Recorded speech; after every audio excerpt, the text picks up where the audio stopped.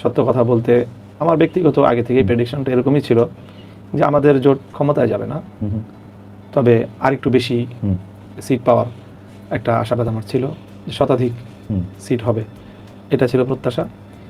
তো সেই হিসাবে আমি মনে করি যেই পরিমাণ সিট এসেছে সেটা একেবারে মানে অনেক বেশি প্রত্যাশার চেয়ে অনেক বেশি ফারাক হয়েছে, ব্যাপারটা এমন না, তবে কিছুটা ফারাক আছে, আর একটু বেশি প্রত্যাশা ছিল।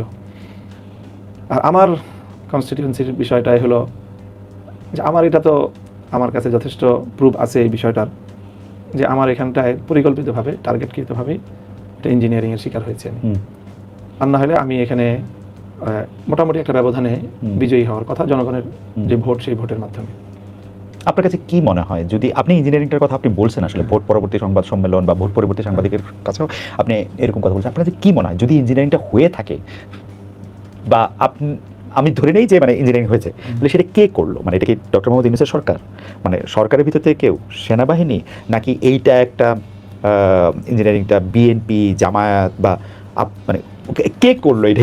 আমার কাছে সুনির্দিষ্ট একটা আছে, জি, সুনির্দিষ্ট যেই প্রমাণ এবং যেই আলামতগুলো আমার কাছে আছে, ব্যক্তি আমার কাছে, অন্য কারো ভায়া বা মাধ্যমে না, আমার সরাসরি নিজের কাছে।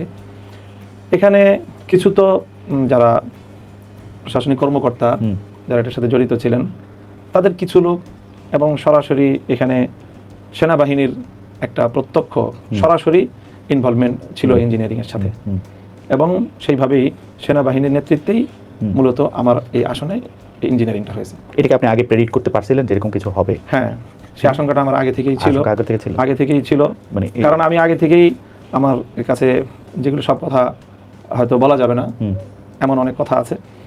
সেনাবাহিনীর আকাঙ্ক্ষা ছিল যেন আমরা বিএনপির সাথে ট্রাই করি। আমি সঙ্গত কারণে নানা হিসাব নিকাশে সেটা আমি করতে পারি নাই। করতে না পারার কারণে তাদের একটা ক্ষোভ আমার প্রতি ছিল, ব্যক্তিগত আমার প্রতি, এবং সেই ক্ষোভের জায়গা থেকে, এবং হয়তো আরও দেশের বাইরের যে সকল শক্তিগুলো আমাদের বাংলাদেশের ইন্টারনাল রাজনীতিকে নিয়ন্ত্রণ করে বা প্রভাব অনেক বেশি যারা সৃষ্টি করে, তারাও অনেকে ব্যক্তিগতভাবে আমাকে চায় নাই যে আমি ঠিক ওই জায়গাটায় প্রতিনিধিত্ব করি। তো তাদের প্রত্যক্ষ একটা মানে ইনভলভমেন্টের মাধ্যমেই আমাকে এখানে নির্বাচনে পরাজিত করার জন্য সরাসরি তারা কাজ করেছে এখানে। আপনার কি মনে হয় যে আপনি যদি জোটটা বিএনপির সাথে করতেন তাহলে এটা হতো না? নিশ্চিতভাবেই আমি এমপিও হতাম এবং মন্ত্রীও থাকতাম। আচ্ছা, এই প্রস্তাবই আপনাকে দেওয়া হয়েছিল? এটা মানে এমন ছিল আমার কাছে অফার। এটা খুবই মানে আমি কি বলবো যে ঢাকার অন্যান্য আসনেও কি এরকম হয়েছে বলে আপনার কাছে খবর? ঢাকার অন্যান্য আসনের ব্যাপারে এই ধরনের তীব্র খবর নাই, শুধু ঢাকা ৮ আসনের ব্যাপারে আমরা যেটা আশঙ্কা করি যে ঢাকা ৮ আসনের বিষয়টাতেও অনেকটা এরকমভাবে মেকানিজমের মাধ্যমেই ফলাফলটা নির্ধারণ করা হয়েছে। আপনি কি এই ব্যাপারটা নিয়ে আপনার যে জোট সঙ্গী বা জোটের অন্যান্য নেতৃবৃন্দের সঙ্গে আপনি কথা বলেছেন? জামাতের আমির, এনসিপির যিনি আহ্বায়ক আছেন, তাদের সাথে কি আপনার এটা নিয়ে কথা হয়েছে? এত ডিটেলস কথা বলার সুযোগ হয় নাই, বা বলতে পারেন যে আমার ব্যক্তিগত বিষয় তো, আমি ব্যক্তিগত চাওয়াটাকেও যেরকম খুব বড় করে দেখি নাই নির্বাচনের আগে এবং এই জোট হওয়ার ক্ষেত্রে, এবং ঠিক এটার পরেও আমি আমার ব্যক্তিগত জায়গা হওয়ার কারণে বলেছি, তো ঠিক অন্যদের কাছ থেকে প্রত্যাশিত সেই রেসপন্সটা আমি পাই নাই। এইটা একটু কৌতূহলোদ্দীপক না যে মানে আপনি তো মানে খুবই গুরুত্বপূর্ণ জোটের খুব গুরুত্বপূর্ণ নেতা এবং আপনি সব জায়গায় ভোকাল, এমনকি আমরা দেখেছি যখন জোটের একটা আনুষ্ঠানিক ঘোষণা আসলো তখন আপনাকে একটা, আমি তো ওই সময় মানে নিউ ইয়র্কে ছিলাম কিন্তু সামনাসামনি দেখতে পারিনি, টেলিভিশন স্ক্রিনে যতখানি দেখেছি আমার কাছে মনে হয়েছে আপনি মানে এটা বলে না কি ফ্যাক্টরের একটা ভূমিকা আপনি হয়তো পালন করেছেন। তো সেই ক্ষেত্রে আপনার ক্ষেত্রে যদি এত এরকম হয় তাহলে জামাতে ইসলামী বা এনসিপির আরেকটু ইনভলভমেন্ট দরকার ছিল বা আরেকটু এটা তারা হয়তো আরেকটু করতে পারতেন। বাকি এখানে বিষয়টা এখানে মানে বিবেচনা করা হয়েছে হয়তো একটা সিট হিসেবে, ওকে একটা সিট, আর এখানে যেহেতু আমার মতো আরো গুরুত্বপূর্ণ একাধিক ব্যক্তিবর্গ এরকম খুব স্বল্প ব্যবধানে পরাজিত হয়েছেন, বিশেষ করে জামাতের সেক্রেটারি জেনারেলের যে বিষয়টা আছে, হয়তো সেগুলোর সাথে সব মিল করে এখানে কোনো একজন ব্যক্তিকে খুব বেশি একটা ফোকাস করাটা জোটের অন্যান্য নেতৃবৃন্দ গুরুত্বপূর্ণ মনে করেন নাই। আমি একটু যদি ভবিষ্যতের দিকে তাকাই, অনেকেই বলছিলেন যে এই 11 দলের যে জোটটা হয়েছে সেটা ঠিক আদর্শের জোট না, এই জোটটা হচ্ছে নির্বাচনী জোট। অনেকে না, আপনারা সবাই বলেছেন আসলে as a matter of fact. আপনি জোটের ভবিষ্যৎ কি দেখেন? আপনাদের পথ চলা কি এরকমই থাকবে নাকি আপনি? আমি আদর্শের জায়গা থেকে একটু কথা বলি যে আমাদের এই জোটটা ঠিক আদর্শিক না, আমি সেটা বলবো না। আমাদের এই জোটটার প্রধান মুখ্য যে উদ্দেশ্য ছিল সেটা হলো জুলাই সনদ, রাইট। অর্থাৎ জুলাই সনদের ব্যাপারে এবং জুলাইয়ের স্পিরিটটাকে বাস্তবায়ন করার ক্ষেত্রে আমি কোনো আপোষ করতে চাই নাই। মূলত জুলাইয়ের ব্যাপারে আমার এই অবস্থান এটাই আমাকে এই জোটের দিকে নিয়ে আসছে। কাজে আমরা মনে করি যে আমাদের এই জোটের যে আদর্শিক দৃঢ় যেই জায়গাটা সেটা হলো জুলাই সনদ। জুলাই বিপ্লবটাকে বাংলাদেশে আইনিভাবে, রাজনৈতিকভাবে, সাংবিধানিকভাবে যত রকমভাবে সম্ভব এটাকে প্রতিষ্ঠিত করা, সেই চিন্তা থেকেই আমাদের এই জোটের যাত্রা শুরু এবং সেটাকে কেন্দ্র করেই এই জোটটা আসলে গঠিত হয়েছে। এরপরে আমাদের ধাপে ধাপে আমরা কিছু অর্জন করেছি, সবটা করতে পারি নাই। সামনে আমরা এই জুলাইকে কেন্দ্র করেই আমাদের মূলত যাত্রা। আপনার কাছে কি মনে হয় যে জুলাইতে তো মানে জুলাইয়ের পুরো আন্দোলনটাই গড়ে উঠছিল যে একটা বৈষম্য বিরোধী জায়গা থেকে, তো সেই বৈষম্য বিরোধিতার জায়গায় তো সব মানুষের সমান অধিকার থাকার কথা। আপনাদের জোটের ক্ষেত্রে একটা বড় কথা আমি এরকম শুনতে পাই যে আপনারা শুধু এক মানে আমি যদি বলি যে শুধু মুসলমানদের, শুধু সুন্নি মুসলমানদের, শুধু পুরুষের এবং এদের অধিকার রক্ষায় যতটা আপনারা কথা বলতেছেন বা এদের ব্যাপারে যতটা কথা বলতেছেন, এই পুরুষ বা সুন্নি মুসলমান না বা ধরেন আপনাদের রাজনৈতিক আদর্শে যারা বিশ্বাস করেন না তাদেরকে আপনারা এক চোখে দেখতেছেন না, এই ব্যাপারটা কি আসলে মানে জুলাই স্পিরিটের সাথে এটা যায়? এইটা একেবারেই কথাটা আমি গ্রহণ করতে পারলাম না। এখানে আমরা যারা ঐক্যবদ্ধ হয়েছি বাংলাদেশের রাজনৈতিক শক্তিমত্তার বিবেচনায়, সেটা হয়তো আমাদের বিভিন্ন ব্যক্তিগত বা রাজনৈতিক ফিলোসফির দিক থেকে আমরা এক একটা পলিসি মেনটেন করি বা এক একটা মতাদর্শকে আমরা অনুসরণ করি। যেরকম আমরা সুন্নি যেই ফিলোসফি সেটাকে অনুসরণ করছি, জামাতে ইসলাম তারা এক ধরনের একটা মতাদর্শকে অনুসরণ করছে। আমাদের এই দুইটা মতাদর্শের বাইরে, অর্থাৎ আমি যেটা বলি পরিষ্কার যে আমাদেরটা দেওবন্দি অথবা জামাতেরটা হলো অনেকটা মাওলানা মওদুদী সাহেবের যে কিছুটা মানে মাযহাব এবং যেটা কিছু সালাফি বা আহলে হাদিস এই সব কিছুর একটা মিশেলে একটা থট ওনারা ফলো করেন। আর এনসিপির তো এই জাতীয় বিষয়ে সুনির্দিষ্ট কোনো তাদের আইডিওলজি নাই, ধর্মীয় বিষয়ে তাদের সুনির্দিষ্ট কোনো আইডিওলজি নেই।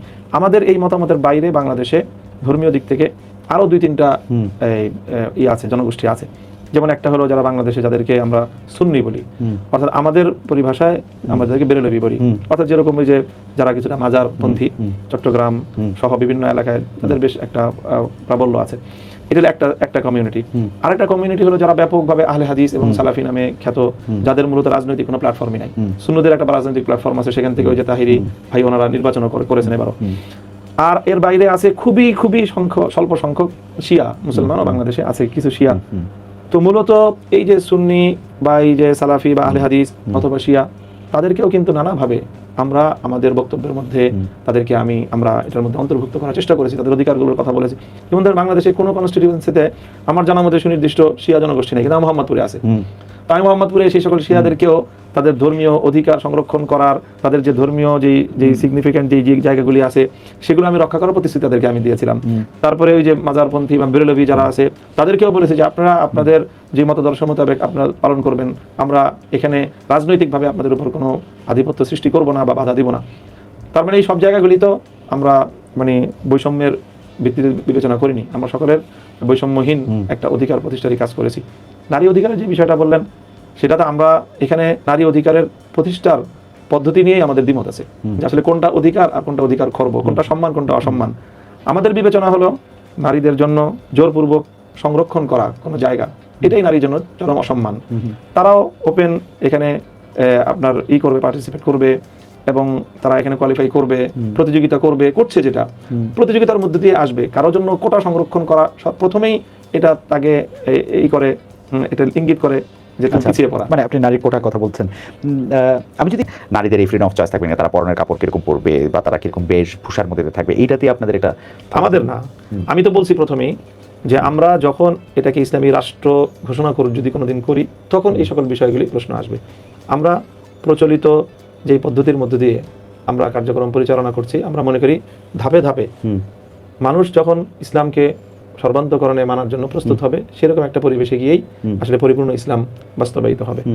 এর আগ পর্যন্ত এখানে গণতান্ত্রিক পদ্ধতিতে যখন আমরা ক্ষমতা গ্রহণ করব, তো আমরা প্রতিশ্রুতি দিয়েছি এবারও যে আমরা গণতান্ত্রিক পদ্ধতিতে রাষ্ট্র পরিচালনা করব। তো যখন এই পদ্ধতিতে রাষ্ট্র পরিচালনা করতে হবে, তখন আমাদেরকে এই ফ্রিডম অফ চয়েস রাখতে হবে। ওকে, আপনি কি এইটা মনে করেন যে ইসলামী শাসনতন্ত্র আন্দোলন অর্থাৎ চরমনাইর পীর সাহেবদের সঙ্গে যে আপনাদের জোটটা হলো না, এটা আপনাদের নির্বাচনে একটা প্রভাব রাখছে বা মানে চরমোনাই কিছুটা তো প্রভাব রেখেছে। আমি শুরুতেও বলেছিলাম যে খুব বেশি প্রভাব রাখে নাই আসলে। চরমোনাই পীর সাহেব বাংলাদেশের রাজনীতিতে ওনার যে অবস্থানটা আছে এবং ওনার যে পরিমাণ সমর্থক এবং ভোটার আছে, এই যে ভোটটা হয়ে গেল, সেই ভোটে আপনি ওনার কাস্টিং ভোটের যে পার্সেন্টেজটা দেখবেন, সেটা আমার সেই প্রেডিকশনটাই বাস্তবায়িত হয়েছে যে ওনার ভোটাররা সবাই ওনাকে ভোট দেয়নি। ভোটটা না দেওয়ার কারণ এটাই যে এবার বাংলাদেশের ব্যাপক মানে অডিয়েন্স যারা ওভারঅল যারা রাষ্ট্র ব্যবস্থায় ইসলামকে দেখতে চায় বা ইসলামপন্থীদেরকে দেখতে চায়, তারা খুব তীব্রভাবে আকাঙ্ক্ষা করছিল যে ইসলামপন্থীরা এক বাক্সে আসুক। তো যেহেতু উনি এক বাক্সে থাকতে পারেন নাই, যে কোনো কারণেই হোক, এই জন্য ওনার রিয়েল ভোটটা উনি পান নাই। তাদের অনেক ভোট সুইং করে উনি থাকতে পারেন না কেন? উনি অনেক বেশি আসন চাইতেছিলেন আপনাদের কাছে। শুধু আমাদের কাছে চাওয়ার বিষয় না, এটা আসলে মূলত এখানে আমাদের কৌশলগত বেশ কিছু বা পদ্ধতিগত হয়তো কিছু ভুলও থাকতে পারে। এটা আসলে আমরা খুব সম্মিলিতভাবে আসন বন্টনের পর্যায়ে আমরা যেতে পারি নাই। আমাদের আলোচনাগুলো অনেকটা পার্টি টু পার্টি হচ্ছিল, নেগোসিয়েশনটা। একটা একটা করে বলি, আপনি তো শিক্ষক মানুষ, এত চমৎকার করে বলেন, আমি মুগ্ধ হয়ে শুনতেছিলাম আসলে। কিন্তু আমি যে জিনিসটার প্রতি আপনার একটু দৃষ্টি আকর্ষণ করতে চাই, সেটা হচ্ছে যে শাইখুল হাদিস মাওলানা আজিজুল হক, আপনার অনেক বয়স্ক মুরব্বী মাওলানা বাবুনগরী সাহেব, উনিও একটা একদম ওনারটা তো একদম সাংঘাতিক স্পষ্ট, যে ওটা উনি বলতেছেন।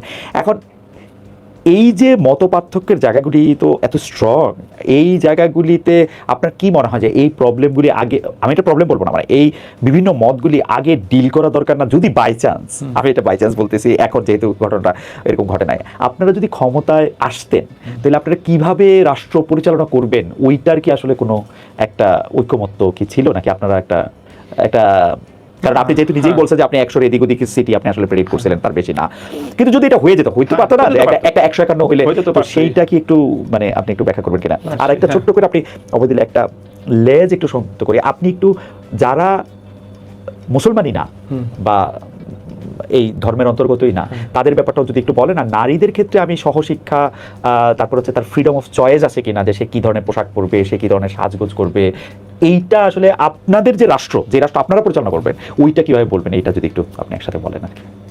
এখানে প্রথম কথা হলো ইসলামের অন্তর্গত আবার যে সকল বিভিন্ন সাব গ্রুপের মধ্যকার পারস্পরিক মতভিন্নতার যে জায়গাগুলো, সেই জায়গাগুলো যদি আমরা ক্ষমতায় যদি চলে যেতাম তাহলে কিভাবে ডিল করতাম। তো স্বাভাবিকভাবেই আমরা এবার তো এই আগে থেকেই ধরে নিয়েছি যে আমাদের এই প্রক্রিয়ায় ক্ষমতায় যাওয়ার মাধ্যমে সরাসরি ডিরেক্টলি মানে এক দফায় বা এক ধাপেই আমরা ইসলামকে পরিপূর্ণভাবে রাজনৈতিকভাবে বাংলাদেশে বা প্রশাসনিকভাবে, তারপরে একেবারে শাসনতান্ত্রিকভাবে, হ্যাঁ, সর্বভাবে পরিপূর্ণ আমরা ইসলাম প্রতিষ্ঠা করতে পারবো, সেটা তো আমরা বলি না। আমরাও তো এটাই বলছি যে এটা তো বাংলাদেশের বর্তমান যে রাষ্ট্র কাঠামো, সেই রাষ্ট্র কাঠামোর মধ্যে দিয়ে আমাদেরকে ধাপে ধাপে ইসলাম প্রতিষ্ঠার দিকে অগ্রসর হতে হবে। তো ইসলামের যে রাষ্ট্র ব্যবস্থা, সেই রাষ্ট্র ব্যবস্থা প্রতিষ্ঠিত হলে ইসলামী যে রাষ্ট্র ব্যবস্থা, যে শরিয়া ব্যবস্থা, শরিয়া আইন, সেটার ক্ষেত্রে কিন্তু আমাদের এই যে পারস্পরিক যতগুলো গ্রুপ, আপনি সুন্নি বলেন, দেওবন্দি বলেন, এমনকি আহলে হাদিস বলেন, মওদুদি সাহেবের অনুসারী জামাত ইসলাম বলেন, আমাদের মধ্যে এই জাতীয় বিষয়ে কিন্তু কোনো দ্বিমত নেই, কোনো মত পার্থক্য নেই। কিন্তু শরিয়ার ক্ষেত্রে তো আমি যতদূর দেখছি যে ইভেন মাযহাবগুলির মধ্যে আমি বড় ছোট বলবো না, আমি বলবো যে মত ভিন্নতা রয়েছে। না, মানে শরিয়া যখন আপনি বাস্তবায়িত হবে, তো বাস্তবায়িত হওয়ার মূল যে পলিসি বা মূল যে পদ্ধতি, সেটার ব্যাপারে কিন্তু মাযহাবগুলোর মধ্যে কোনো পার্থক্য নেই। একটা জায়গায় পার্থক্য হবে, সেটা আমি বলে দিই। একটা জায়গায় পার্থক্য হবে হলো বিভিন্ন মাসআলা যেগুলো নাকি প্রয়োগ করতে হবে রাষ্ট্রকে আদালতের মাধ্যমে, সেখানে আদালত কোন মাযহাব ফলো করবে, এই একটা প্রশ্ন আসবে। এই প্রশ্ন আজকে নতুন না, এটা প্রায় 1300 বছরের প্রশ্ন। এবং সেই 1300 বছরেই কিন্তু ইসলাম কোনো না কোনো মাযহাবকে অনুসরণ করেই এই সকল বিষয়গুলিকে বাস্তবায়ন করেছে।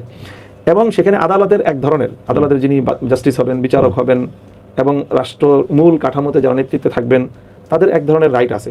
যেরকম এখন ধরেন সৌদি আরবে ওনারা কিন্তু শরিয়া আদালত বেশ কিছু ক্ষেত্রে পরিচালনা করেন।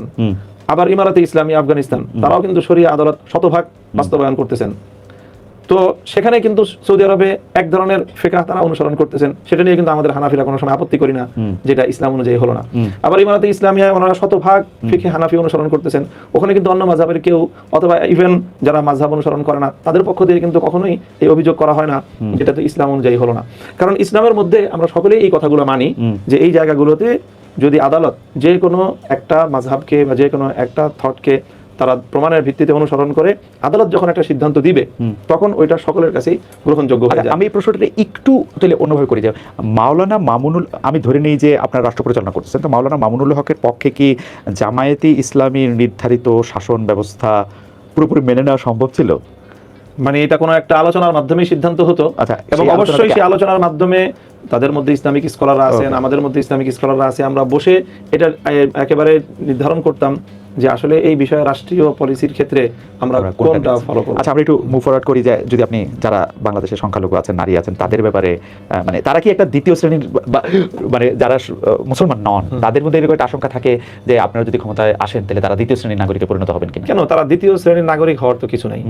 এখানে ইসলাম প্রদত্ত তাদের যে অধিকার, অনেক জায়গায় তাদেরকে অগ্রাধিকার প্রদান করা হয়েছে, অনেক জায়গায় সমান অধিকার প্রদান করা হয়েছে, কোথাও কোথাও পার্থক্য করা হয়েছে। যেরকম ইসলামে যারা মুসলমান তারা রাষ্ট্রকে জাকাত পে করবে, অমুসলিম তো জাকাত দিবে না। তো জাকাত একটা রেভিনিউ কালেকশনের বড় একটা। জাকাত কি রাষ্ট্রকে দেয়? জাকাত তো রাষ্ট্রকে দেয়। হ্যাঁ, রাষ্ট্রের জাকাত তো মানে আমি যদি কোনো রাষ্ট্রে নাও অবস্থান করি তারপরে তো কিন্তু যখনই ইসলামী রাষ্ট্র হবে, ইসলামী রাষ্ট্রের অন্যতম একটা কাজ হলো জাকাত কালেকশন করা।